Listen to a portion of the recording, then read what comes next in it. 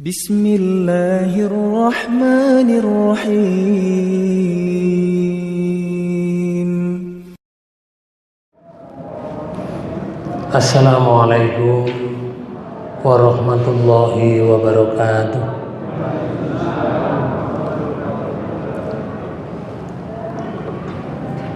Bismillahirrahmanirrahim. Alhamdulillahil qail fi kitabihil karim. A'udzu billahi minasyaitonir rajim. Falamma nasu ma dzukiru bihi fatahna 'alaihim abwaaba kulli syai'in hatta idza farihu bima utu akhadnahum baghtatan fa idza hum mublisun.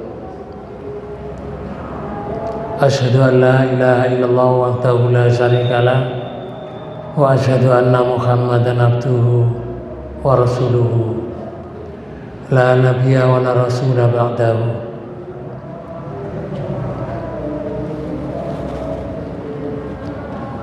Hadirin hadirat Bapak Ibu yang dirahmati Allah, alhamdulillah kita semuanya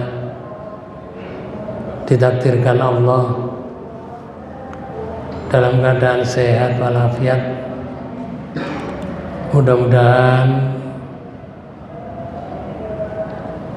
nikmat yang telah diberikan oleh Allah kepada kita semuanya dijadikan oleh Allah amalan yang baik yang akan membawa kita nanti menghadap Allah dalam keadaan husnul khotimah.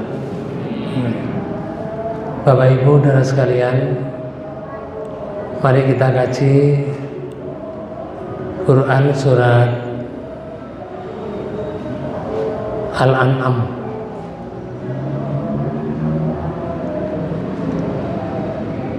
di ayat 44. Sebagaimana yang saya baca di awal tadi, ayat ini mengisahkan kenikmatan Allah yang diberikan kepada kaumnya, kepada hambanya. Namun ketika hamba itu tidak beriman pada Allah, selalu berbuat maksiat,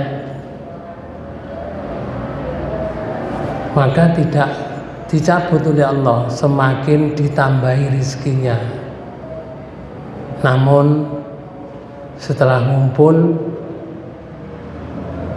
dimusnahkan oleh Allah. Itulah namanya istidraj. Jadi istidraj itu pemberian untuk dihancurkan perlahan-lahan. Mari kita kaji surat 6 ayat 44. Sama terjemahkan. Artinya, maka tatkala mereka melupakan peringatan yang telah diberikan kepada mereka, kami pun membukakan semua pintu-pintu kesenangan untuk mereka. Gila. Mereka melupakan peringatan yang telah diberikan oleh Allah kepada mereka, dilupakan. Maka tidak dicabut, semakin dibuka pintu rezeki untuk mereka. Namun setelah itu, sehingga apabila mereka bergembira dengan apa yang telah diberikan kepada mereka, karena diberi banyak, bergembira, senang. Di puncak senang, Allah berfirman, kami siksa mereka secara tiba-tiba. Maka ketika itu mereka terdiam berputus asa. Tiba-tiba itu sekonyong-konyong. Maka sudah berputus asa, tidak ada harapan. Kati tobat juga tidak bisa, pintu tobat sudah ditutup. Harta yang diberikan oleh Allah habis, sudah berputus asa. Bagaimana penjelasan ayat ini? Nilai nikmat, nilainya istidraj. Ayat ini Bapak sekalian menggambarkan 3 tahap yang sangat penting. Apa itu? Yang pertama adalah peringatan. Namun peringatan itu dilupakan. Tidak berhenti, Allah memberikan kenikmatan dibuka. Peringatan dilupakan, kenikmatan dibuka selebar-lebarnya. Namun terlena dia. Dengan kenikmatan itu terlena. Yang terjadi adalah azab datang Bapak, secara tiba-tiba. Ada 3 tahap yang sangat penting di ayat ini. Lalu apa di sini maksud melupakan peringatan? Kita dilihat, melupakan peringatan. Kemudian Allah membukakan semua pintu kesenangan. Lalu Allah menyebutkan mereka selalu bergembira. Kemudian kami siksa mereka sekonyong-konyong. Apa maksud mereka melupakan peringatan itu? Falamma nasu ma dzukiru bihi. Ketika mereka melupakan apa yang telah diperingatkan pada mereka, itu maksudnya adalah bukan sekedar lupa secara ingatan. Maksudnya adalah mereka mengabaikan peringatan Allah, tidak mau mengambil pelajaran, juga tidak mau tunduk kepada kebenaran.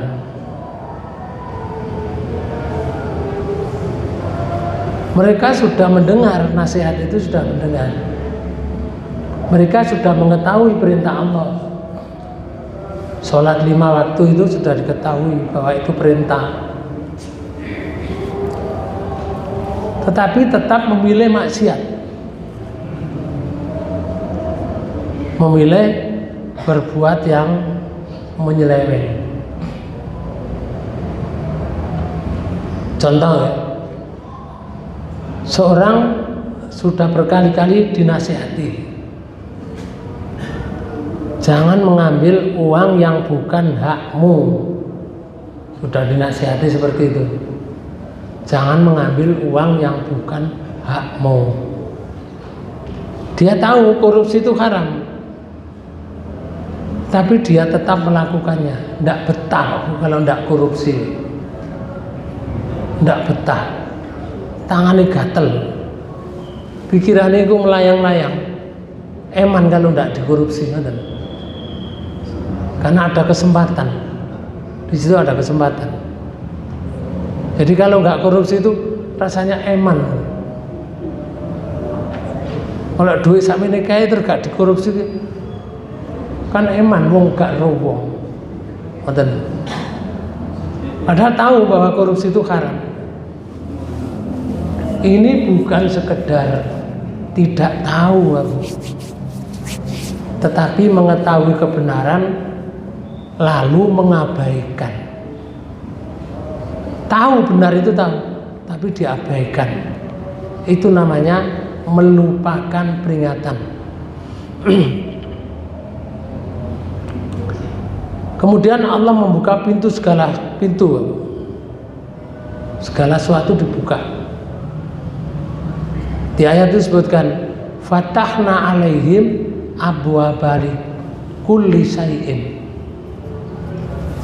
Kami bukakan bagi mereka pintu-pintu segala sesuatu. Buka. Kalau pintu satu, itu hanya satu jalur. Tapi kalau abwab itu pintunya banyak.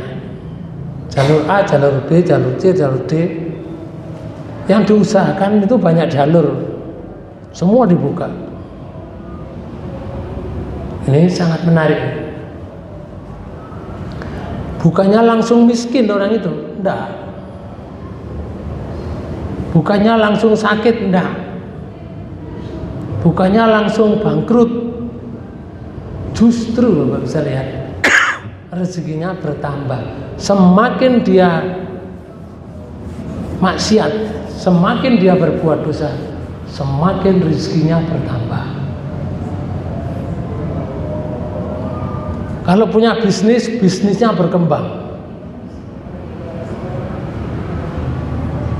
Rumahnya bagus, semakin bagus, ditandani terus. Yang masih tingkat 1 di tingkat 2, di tingkat lagi 3. Hartanya yang dikumpulkan semakin banyak, kedudukannya semakin tinggi, padahal semakin maksiat itu. Semakin berbuat dosa, semakin berbuat dosa. Dibuka oleh Allah pintu-pintu kesenangan, sehingga kehidupannya semakin nyaman.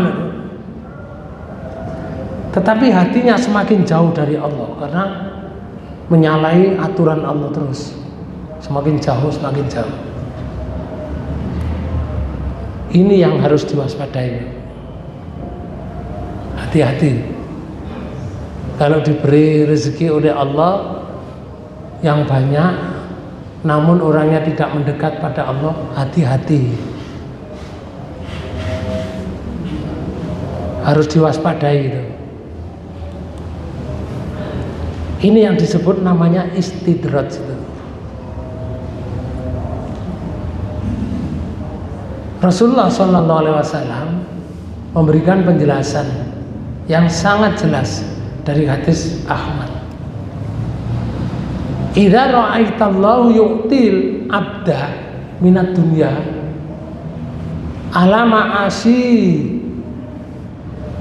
ma yuhibbu fa innama wastidrajun. Apabila engkau melihat Allah memberikan kepada seorang hamba apa yang ia sukai di dunia ini, sukai A terwujud, sukai B terwujud, sukai C terwujud. Kalau seorang hamba menyukai sesuatu kemudian terwujud terus, sementara ia terus melakukan maksiat, maka sesungguhnya itu adalah istidraj. Kemudian Nabi membaca ayat niki, falamma nasu ma dzukiru bihi fatahna alaihim abwaaba kulli syai'. Maka ketika mereka melupakan peringatan yang telah diberikan kepada mereka, kami bukakan bagi mereka pintu-pintu dari segala sesuatu, dari segala penjuru, buka oleh Allah. Hadis ini riwayat Ahmad. Lalu secara sederhana, apa istidraj itu? Ini secara sederhana. Istidraj itu adalah ketika seorang terus berada dalam kemaksiatan, tetapi justru mendapatkan berbagai kenikmatan. Dia terus maksiat, berbuat maksiat, tapi selalu mendapat kenikmatan, terus menerus mendapat kenikmatan, sehingga ia semakin terlena dan jauh dari Allah. Kemudian datang hukuman kepadanya secara tiba-tiba, yaitu namanya istidraj.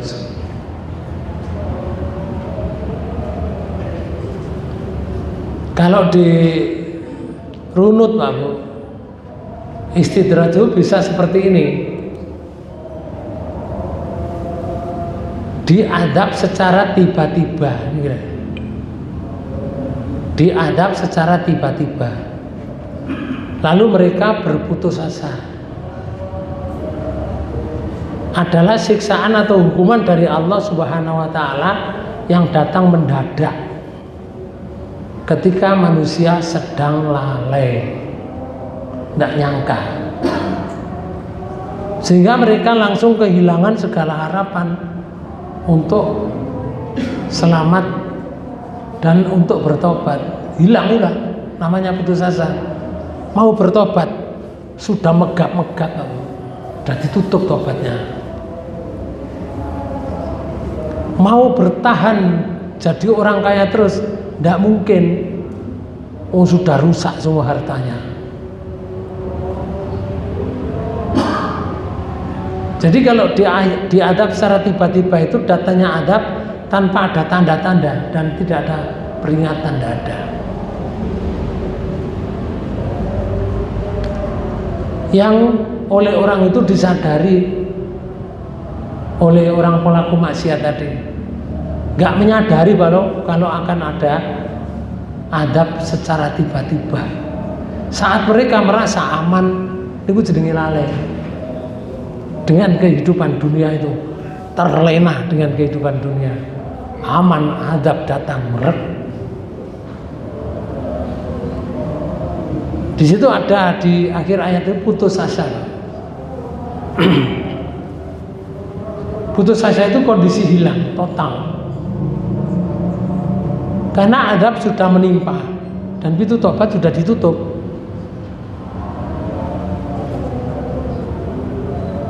Contoh ya, kalau dulu cerita dulu, zaman Nabi Lut itu jenenge kaum Sodom, Sodomi ya. Lanang seneng lanang, wedok seneng wedok. Diadab oleh Allah. Adabnya begini.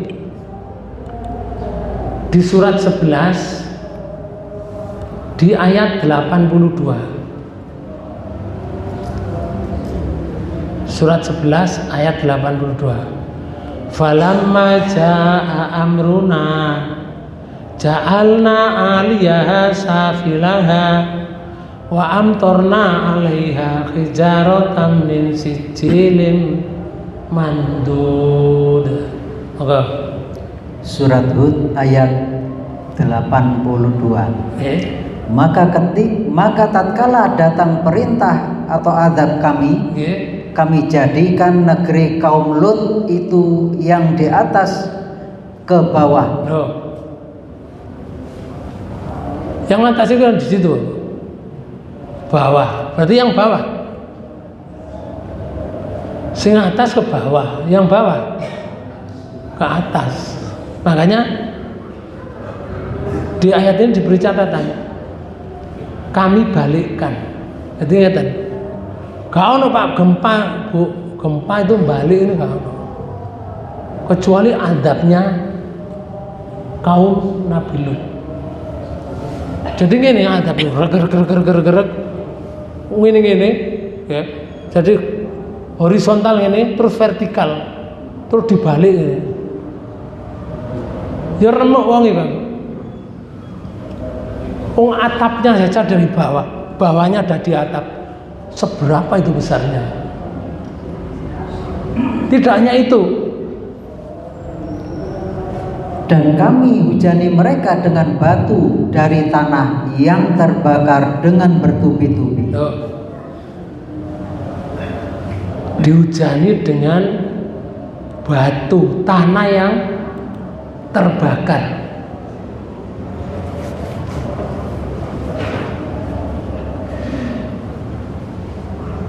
Banyak namanya adab ya.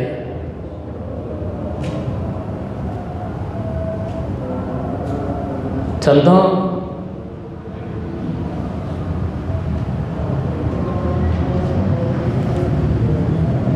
ini Pak. Di kisah Nabi itu ada kisahnya, contoh Nabi Lut. Nah, ada kaum namanya kaum Sodom. Ini sangat menyakitkan adabnya. Sangat dahsyat waktu itu. Seperti ini.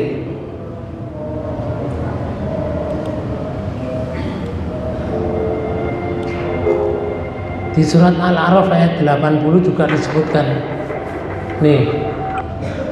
Dan kami juga telah mengutus Lut gitu, kepada kaumnya.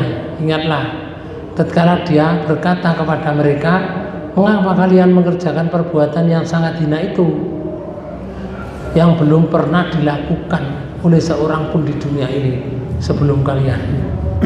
Nabi Lut ngomong nang umat ingatan. Di surat Al-A'raf surat 7 ayat 80.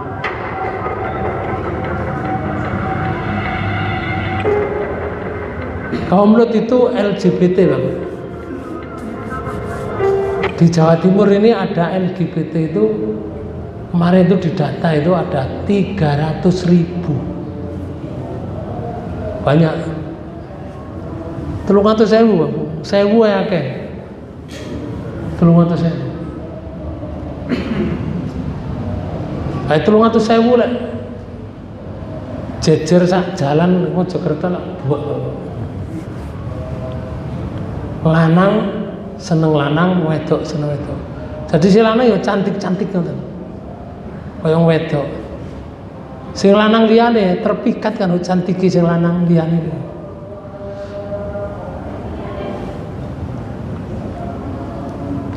Kemudian di ayat itu tadi disebutkan ini ada yang jadi patung seperti ini. Ini sudah diambil, kemudian diletakkan di museum. Ini orang ini jadi batu. Ini orang jadi batu. Zaman Nabi Lut dulu. Sampai hewan-hewan pun katut loh. Karena adab itu kalau datang itu nggak milih. Siapa saja yang ada di situ dihantam semuanya. Ada disuruh amar ma'ruf nahi mungkar. Inilah perintah Allah di surat 8 di ayat 25. Wattaqu fitnatan la tusibanna alladziina dzalamu minkum khassah wa'lamu annallaha syadidul iqab. Dan peliharalah dirimu daripada siksa yang tidak khusus menimpa orang-orang yang zalim saja di antara kamu. Loh ini lah, tidak khusus menimpa orang zalim. Hati-hatilah kamu, pelihara dirimu, karena ada adab yang tidak khusus menimpa orang zalim saja. Berarti tidak khusus berarti kena semua, nggak milih. Lalu dan ketahuilah bahwa Allah amat keras siksanya. Karena kita itu disuruh amar ma'ruf nahi mungkar supaya tidak terjadi adab itu datang. Lalu ini juga kena hewan-hewan itu.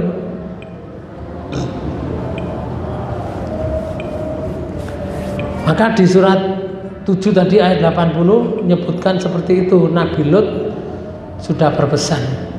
Ini daerahnya, daerah Nabi Lut dulu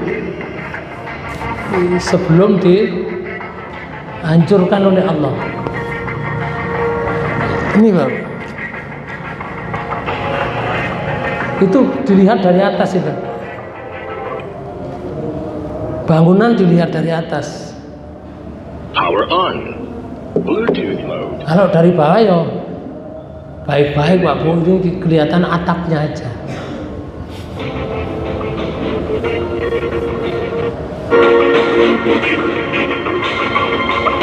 Wah, seperti ini. Ada bangunan yang hebat. Kalau di lapangan sepak bola itu apa jenenge? Stadion. Oke. Di lapangan sepak bola. Ini satu daerah yang sangat indah bangunannya. subur juga, subur.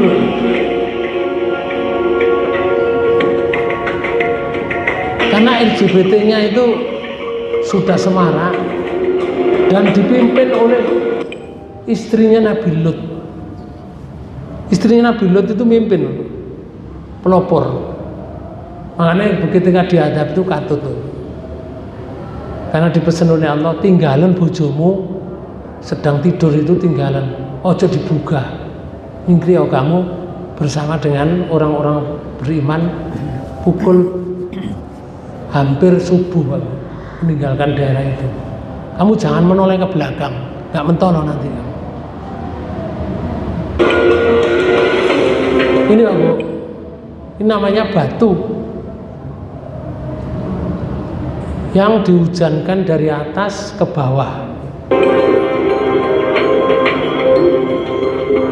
Mandut bertubi-tubi ini. Batu Pak Bu ini. Batu yang bakar, panas. Lah ono wong misalkan si urip Pak Bu. Ya mati akhirnya kena watu panas jatuh dari atas dan itu bertubi-tubi.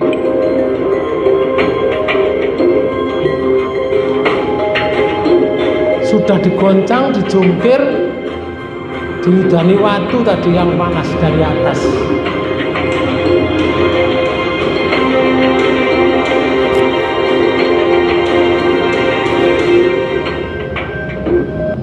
Bapak Ibu sekalian, kalau di Indonesia ini jumlahnya sekian, terus nanti disahkan misalkan boleh perkawinan laki-laki sama laki-laki, perempuan sama perempuan, udah nanti dihadap seperti ini, awake dhewe katut kena. Karena itu kita mulai jauh-jauh sebelumnya itu harus waspada, hati-hati. Kenapa? Akan dihukum oleh Allah. Hukuman itu nanti berjalan terus, ganti terus, ganti tahun ganti, akan berulang lagi. Dulu pernah ada hujan batu. Panjenengan sekarang pernah nggak mengalami hujan batu? Nggak pernah. Akan mengalami. Kapan? Nggak tahu. Kalau dosanya sudah sampai seperti dosanya kaum Lut.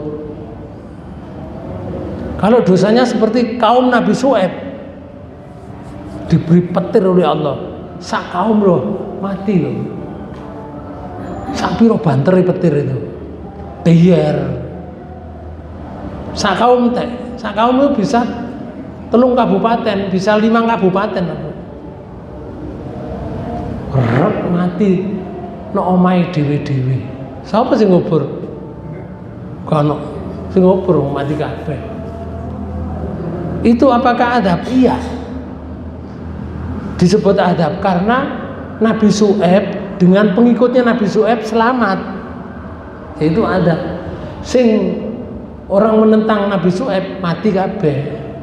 Nabi Lut kaumnya diberi adab. Iya. Itu bukan bencana alam biasa. Itu adab. Nyatanya apa? Nabi Lut, kalau jamaahnya Nabi Lut keluar itu selamat.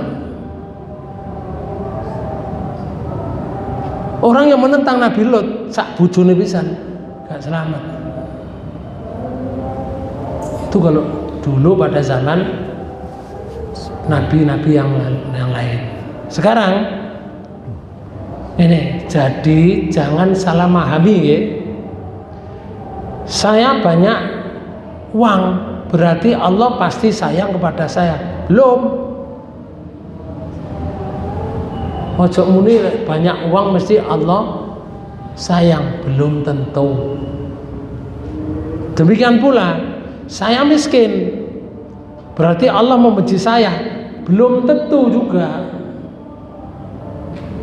Kaya dan miskin itu sama-sama bisa menjadi ujian.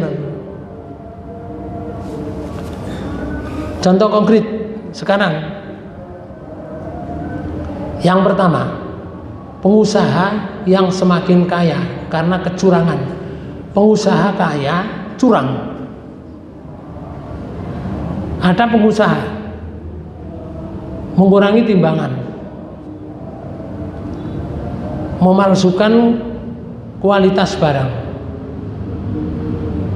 Barang misalnya beras 64, kualitasnya dicampur 64 itu 10 kilo dicampur beras Bramo 2 kilo dicampur 10 kilo dicampur Bramo 2 kilo, tapi diadai Pak Bu, diadai kresek atau diadai plastik, ditulisi beras Bramo. Ada nggak jualan beli seperti itu? Ada enggak?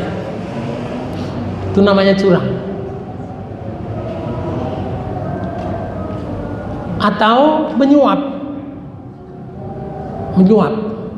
atau mengambil hak orang lain. Menyuap itu ya saya lihat pemilu juga. Soal menyuap itu banyak pemilu itu. Calon A sampai calon B saling gempur, masyarakat diiming-iming kan tak kayak duit sama ini. Ini mboten nyuap. Mohon doa restunya ngoten lho. Kalimatnya mohon doa restunya. Ki ana dhuwit 250. Mohon doa restunya dari calon A. Sing calon B yang ngono padha ae. Mboten muni nyuap. Tapi itu suap itu. Padahal ar-rosi wal murtasi, orang yang menyuap dan orang yang disuap final neraka.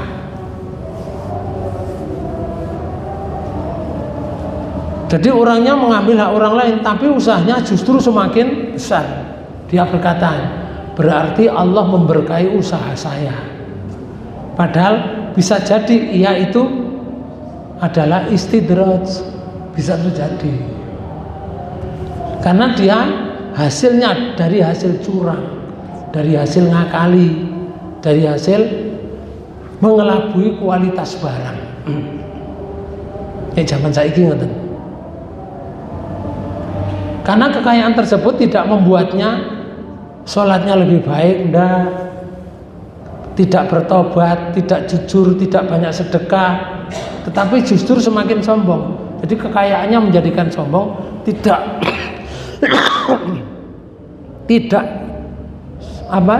selalu mendekat pada Allah.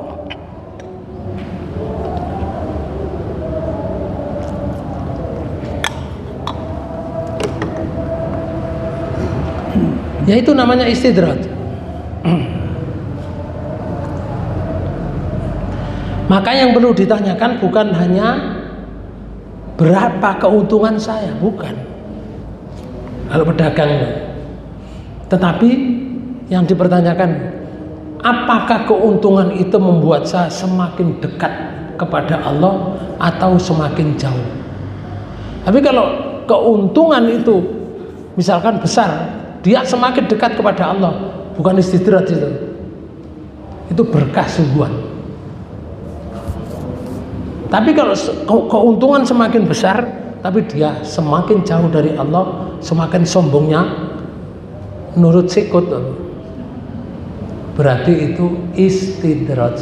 Hati-hati kalau kita itu diberi harta oleh Allah, tapi kita semakin jauh dari Allah, hati-hati. Tapi insya Allah kalau dari pengajian ini, insya Allah tidak ada. Oleh wong ngaji itu gak mungkin Pak Bu. Wong bendino ngaji kok. Katanya sombong tuh apa nih sombong? Gak iso. Wong bendino ngaji, bendino itu dikandani. Tapi bisa terjadi katut tonggone, katut kancane. Itu bisa terjadi. Ini contoh pertama. Contoh kedua, orang yang meninggalkan sholat tetapi kehidupannya sukses. Ada nggak? Gak tahu sholat tapi sukses. Jumatan juga gak pernah, karo ya pernah sholat pisan dino riyo tok. Tapi uripe sukses. Misalnya seorang jarang sholat, nasihat sudah berkali-kali diberikan kepada orang tersebut, tetapi dia mendapatkan pekerjaan yang sangat bagus, rumahnya mewah, mobilnya mahal, bisnisnya sukses. Kemudian dia berkata, saya tidak sholat pun hidup saya baik-baik saja. Gak sholat dong, aku masih gak sholat, uripku loh api-api ketimbang wong sing sholat itu. Katanya mediti sholat ya miskin. Ngoten ucapannya mereka. Ini adalah cara berpikir yang sangat berbahaya itu. Wong gak sholat dikai api kok seneng ngoten lho. Karena kesuksesan dunia itu Pak Bu bukan bukti bahwa Allah meridhoi seseorang, bukan. Jangan diukur dunia itu wong sukses dunianya bahwa Allah meridhoi kehidupannya itu orang itu belum tentu. Jangan berpikir ngoten. Bisa saja sukses di dunia itu ujian. Ngoten.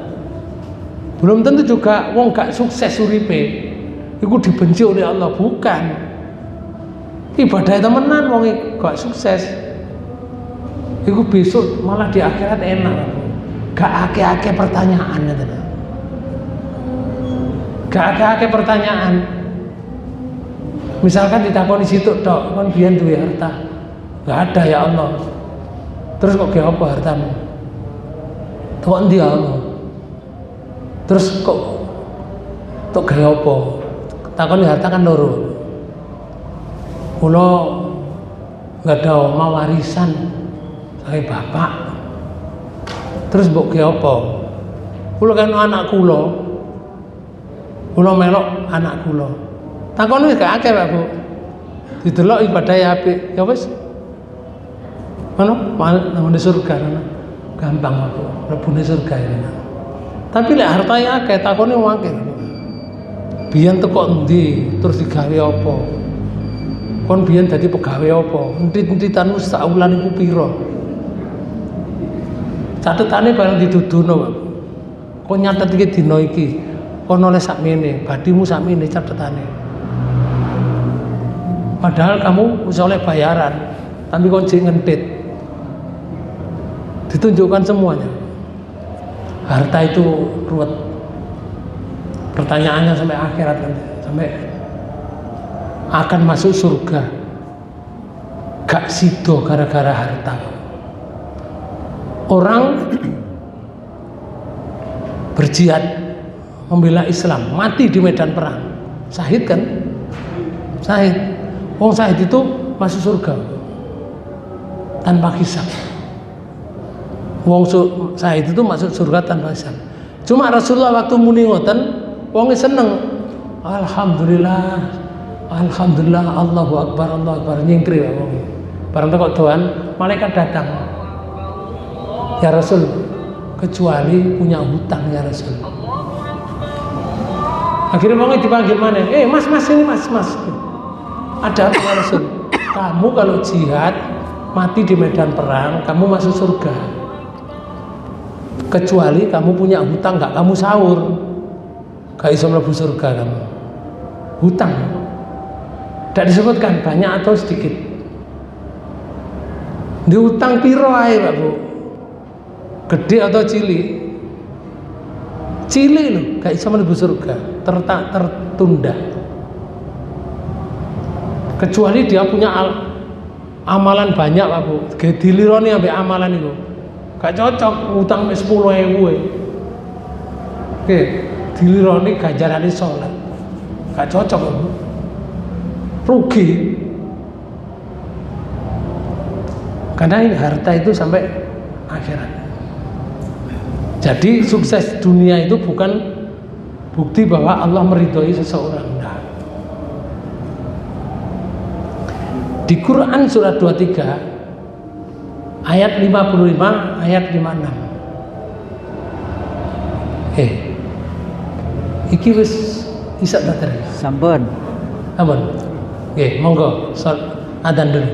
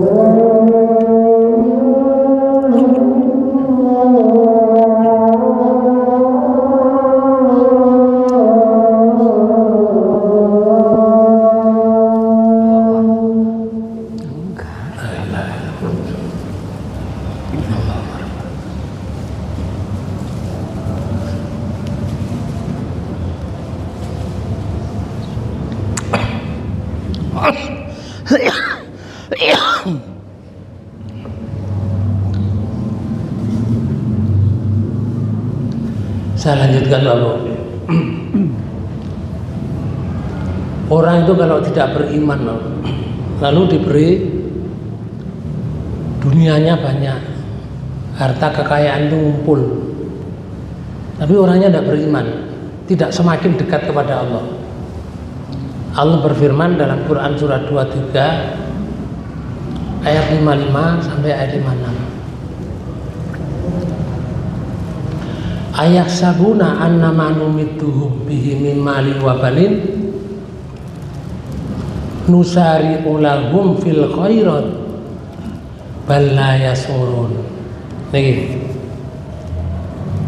Apakah mereka mengira bahwasanya kami memberikan harta dan anak-anak kepada mereka itu berarti kami segera memberikan kebaikan-kebaikan kepada mereka? Loh. Apa lek tak kei anak, tak kei harta banyak, sabri anak sukses,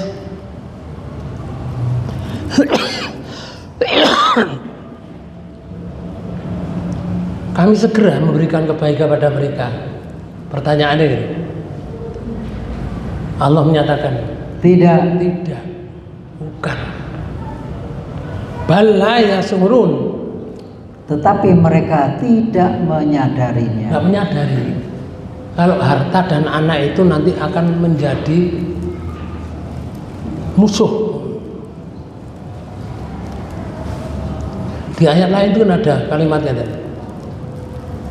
Ya ayyuhalladzina amanu inna min azwajikum wa auladikum aduwwan lakum.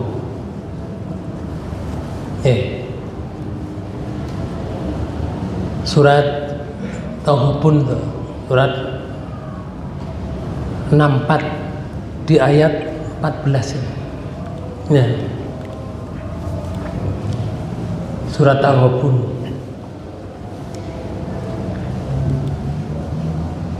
di ayat 14.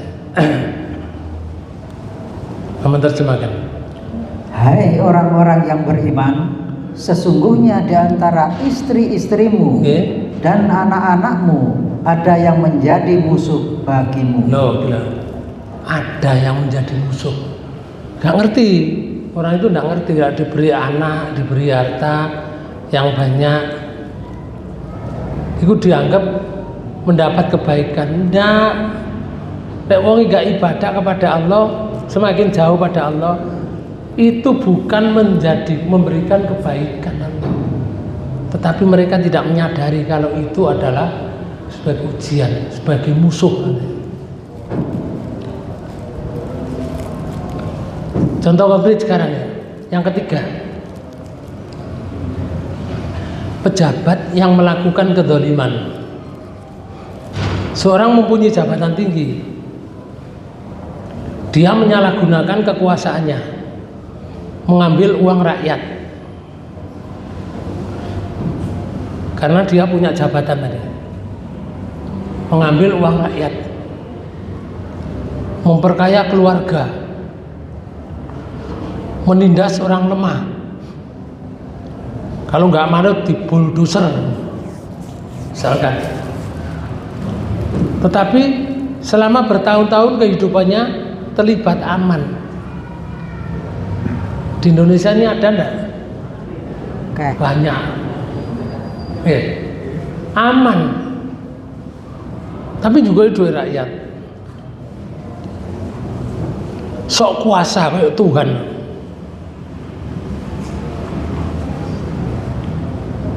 Jangan mengatakan begini, Allah membiarkan karena perbuatannya benar. Tidak. Oleh gak ndang oleh siksa ngono, ojo dikira dianggap perbuatannya itu benar. Enggak. Allah bisa memberikan penangguhan, Mbak Bu, ditangguhkan. Bukan berarti memberikan keridhaan. Makanya padha mbek ngene iki. Ana wong dikei umur panjang, tapi wonge gak ahli ibadah. Ojo ngenyek sing mati jek enom. Arek-arek iku jek enom wis mati kabeh. Aku ku umurku sak mene jek kuat, jek iso numpak sepeda, jek iso melayu. Berputar alun-alun 5 kali. Gak oleh ngenyek sing enom ngono. Lek wonge gak ibadah, tapi lek ibadah niku rahmat. Tapi lek wong gak ibadah, umur panjang itu bukan satu nikmat. Niki lho contohnya. Di surat 3 surat Ali Imran ayat 178. Iya. Wala yahsabanna alladzina kafaru annama numli lahum khairul li anfusihim innama numli lahum liyazdadu isma walahum adzabun muhin. Dan janganlah sekali-kali orang-orang kafir menyangka. Gila, wong kafir kono ojo nyangka. Ojo nyangka apa? Bahwa pemberian tangguh kami kepada mereka adalah lebih baik bagi mereka. Ojo nyangka. Kalau diberi tangguh, diberi umur yang panjang, itu lebih baik baginya. Kalau mereka kafir, ojo nyangka ngono. Lalu Allah menyatakannya dan sesungguhnya kami memberi tangguh kepada mereka itu hanyalah agar bertambah-tambah dosa mereka. Oh ini lah. Jadi tak kayak umur panjang ini ben tambah dosa, tambah akeh dosa nih. Tambah panjang tambah akeh dosa nih. Mulai wis akeh mati. Terus dan bagi mereka azab yang menghinakan. Oh. Cara Allah ngebek gitu, Bu. Cocok kami dosane akeh kuman. Jadi digebek kami Allah itu cocok. Karena jika umur panjang, semakin panjang tidak semakin baik. Rasulullah menyatakan mantul tolal umuru, siapa yang dipanjangkan umurnya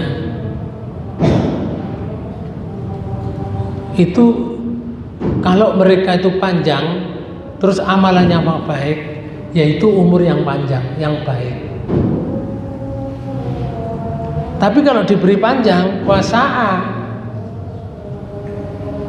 dan dia perbuatannya buruk, diberi panjang, itulah orang yang sejelek-jelek orang. Kayak umur panjang tapi gak pernah sholat, tidak mengabaikan peringatan Allah, itu bukan kebaikan. Kembali ke sini. Jadi diberi tangguh kalau orang itu sudah mengambil uang rakyat tapi gak mendapatkan siksa. Jangan dianggap bahwa aku diridhoi Allah, nyatanya tidak ada apa-apa. Bukan. Kemudian Bapak Ibu sekalian, Rasulullah pernah bersabda dalam hadis riwayat Muslim, ad-dunya sijnul mu'mini wa jannatul kafiri. Dunia itu adalah penjara bagi orang mukmin, surga bagi orang kafir. Apa maksudnya itu? Bukan bahwa orang mukmin itu harus hidup miskin, atau orang mukmin itu tidak boleh menikmati dunia, bukan begitu. Tetapi seorang mukmin itu menyadari bahwa dunia itu bukan tujuan akhir.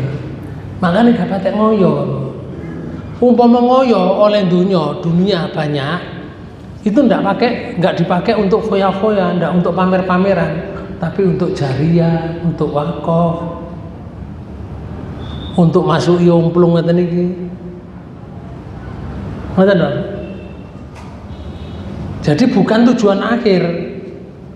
Dunia itu untuk alat mencapai akhirat nanti, untuk mendapat kebaikan. Ia menikmati rezeki tetapi tetap terikat kepada Allah. Kalau rezekinya itu sudah melampaui ukuran nisab, dia harus keluarkan haknya mereka. Itulah namanya zakat. Tapi kalau orang kafir tidak ada pikiran ngono, ditumpuk. Nah, itu nanti kalau sudah senang, seperti ayat tadi, Allah memberikan azab sekonyong-konyong. Lalu mereka tidak menyadari azab itu, berputus asa mereka. Bagaimana membedakan antara nikmat dengan istidraj? Ini sangat penting ya. Jangan setiap mendapatkan musibah itu mengatakan ini azab, jangan. Dan jangan setiap mendapatkan kekayaan mengatakan ini istidraj, ya juga jangan. Kita tidak boleh memastikan perkara gaib tanpa dalil. Namun kita bisa melakukan introspeksi. Jika mendapatkan nikmat, tanyakan, apakah nikmat ini membuat saya semakin rajin sholat, semakin dekat pada Quran,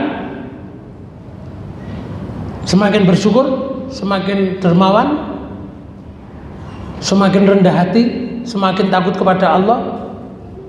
Jika iya, nikmat tersebut adalah sarana kebaikan dan syukur. Sebaliknya, Pak, jika nikmat itu membuat seseorang meninggalkan sholat, lalu dia sombong, meremehkan orang miskin, semakin berani berbuat maksiat, merasa tidak membutuhkan Allah, hati-hati. Itulah namanya istidraj. Maka sangat perlu takut dan segera bertaubat. Ada pertanyaan, Pak, Bu? tentang ini. Yang terakhir di ayat itu, hatta idza farihu bima utu akhadnahum baghtatan. Sehingga apabila mereka bergembira dengan apa yang diberikan oleh Allah pada mereka, kami siksa mereka dengan tiba-tiba. Di sini mereka merasa aman, padahal Pak Bu, hukuman Allah bisa datang tanpa mereka duga. Karena orang muslim itu tidak boleh merasa saya masih sehat, berarti Allah pasti meridhoi saya juga, tidak boleh. Bisnis saya masih lancar, berarti saya aman. Oh, jangan berkata gitu. Saya belum mendapatkan hukuman, berarti dosa saya tidak masalah. Ojo muni ngono. Nanti akan datang tiba-tiba. Contohnya ya, ayahnya sudah berkali-kali menegur, jangan melakukan itu nak. Tetapi anak tersebut tidak peduli. Suatu hari ayahnya tidak lagi menegur, meneng. Anak itu berkata ini, berarti ayah sudah membolehkan. Enggak. Bukan berarti membolehkan, meneng ya. Ditegur balik-balik, pancet ya. Terus gak ditegur kan? Bar. Padahal belum tentu ayah itu membolehkan, belum. Bisa jadi ayahnya sedang membiarkan sampai tiba waktunya memberikan hukuman atau mengambil tindakan yang lebih serius. Oleh wayahe njaluk sepeda motor gak ditukokno, hukuman itu antaranya. Oh dikandani bolak-balik gak ngereken sampai ayah. Tentu ini aja perumpamaan yang memudahkan kita untuk memahami ayat tadi. Bukan menyamakan Allah dengan makhluk loh, ini contoh sederhana. Mudah-mudahan dengan satu ayat ini ada tambahan ilmu untuk kita semuanya, sehingga kita selalu diberi oleh Allah kebaikan dan selalu menunjukkan bakti kita kepada Allah. Allah insya Allah akan memberikan pada kita husnul khotimah. Demikian yang bisa saya sampaikan. Lebih kurangnya mohon maaf. Kita tutup pertemuan ini dengan bacaan hamdalah. Subhanakallahumma wa bihamdika asyhadu an la ilaha illa anta astaghfiruka wa atubu ilaik. Assalamualaikum warahmatullahi wabarakatuh.